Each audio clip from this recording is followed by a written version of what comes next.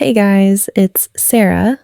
If you're new here, welcome to the channel where I tell the stories I used to think I'd keep locked inside forever. Hit subscribe, ring the bell, drop a comment so I know you're here, because these moments only feel complete when I know you felt them with me. And if you've been here since part 1, thank you for waiting. This is part 2, the one I've replayed in my head 1,000 times before I could even say it out loud.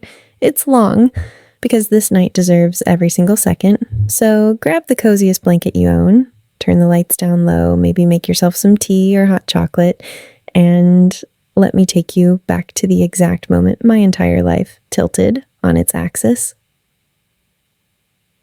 I'm standing on Mark's porch at 11:52 p.m., the night air sharp enough to sting my cheeks, the old navy hoodie, his hoodie, pulled tight around me like armor. The porch light is on, the same one that's been glowing every single night since I was 7 years old. It's the only light on the whole street, and it feels like it's shining just for me. I've been standing here for exactly 9 minutes and 51 seconds. I counted every single one. My hands are buried in the sleeves. My avocado print socks are soaked from the dew on the grass, and my heart is hammering so loud I'm convinced the motion sensor light is going to start flashing like a disco. I had a whole speech planned. I practiced it on the 3-block walkover in my head, out loud, under my breath, even mouthed the words to the streetlights. But the second I stepped onto his porch, every word evaporated. I kept thinking about every single time this porch has been part of my story. The night I was 12 and showed up soaked from rain, crying over a ruined volcano project. The night I was 14 and my parents were screaming so loud I thought the walls would crack, and I ran here in unicorn pajamas. The summer I was 15 and learned how to parallel park his truck in this exact driveway while he stood on the curb cheering like I'd just won the Olympics.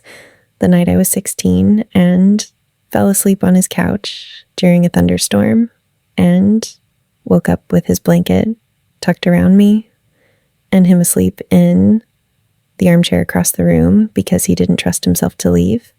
The night I was 17 and cried into this exact hoodie after my prom date stood me up and he made cinnamon rolls at midnight and let me fall asleep on his shoulder while the radio played something old and slow.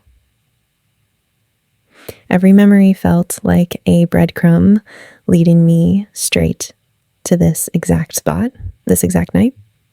I raised my hand to knock 3 separate times and lowered it again. I almost turned around 6 times. I counted to 10, then to 20, then to 100, trying to talk myself into being brave. And then, before I could overthink it one more time, the door opened on its own. Mark was standing there in sweatpants and a faded black t-shirt, hair sticking up like he'd been dozing on the couch, eyes blinking sleepily against the porch light. He looked at me for one long heartbeat, and then his whole face softened in a way I will never, ever forget, half wonder, half relief, like he'd been dreaming this moment for longer than I'd been brave enough to live it. Sarah? His voice was low and raspy from sleep, gentle in that way that always made me feel safe. He leaned against the door frame, studying me like I was both the most expected and the most surprising thing he'd seen in years. "Why are you standing here this late?" I opened my mouth and nothing came out for a second. Then everything came out at once. "I just turned 18, I said, the words tumbling over each other like they'd been waiting in line for 2 years. And I didn't know if tomorrow would feel the same as tonight. I didn't want to wait another day or another hour or another minute. I've been carrying this for 2 years, and if I went back home right now, I'd talk myself out of it by morning. So I walked over. And I stood here like an idiot for 9 minutes and 51 seconds trying to be brave enough to knock. And then the door just opened. He didn't laugh. He didn't tell me to go home and sleep it off.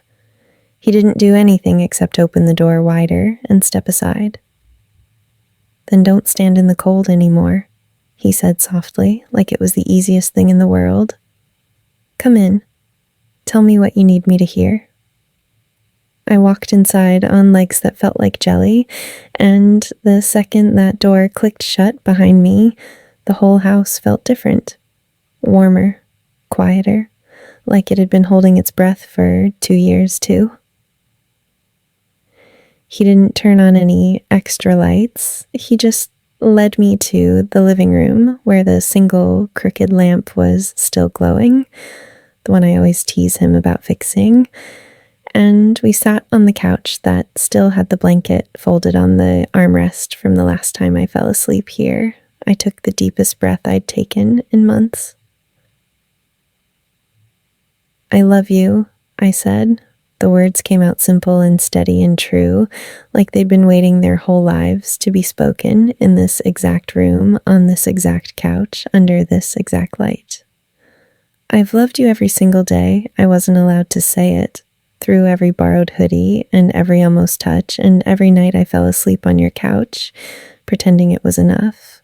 And I'm 18 now, Mark, and I'm tired of pretending I'm okay with just being the girl who visits. I want to be the girl who stays, if you want me to." The silence that followed wasn't empty. It was the fullest silence I've ever known. Mark looked at me for the longest moment of my life, eyes shining in the lamplight, and then he smiled. Small, soft, like sunrise after the longest night. "I've loved you longer than I've known how to say," he whispered. "I was just waiting for the night you were brave enough to walk through my door and tell me." He reached for my hand. I gave it to him without hesitation, and then he kissed me. Slow, gentle, perfect. Like every almost we'd ever had just turned into forever. So yeah, that's part 2. That's the night I turned 18 and finally stopped standing outside his dorm. If this made your heart do the little fluttery thing, give it a big thumbs up, drop a comment with the moment that got you the most. And if you're new here, subscribe, because there are so many more stories coming. Some of them might even be about what happened after that door closed. Thank you for being here with me while I tell this one. It still feels like the best kind of dream every single time I think about it. See you in the next one.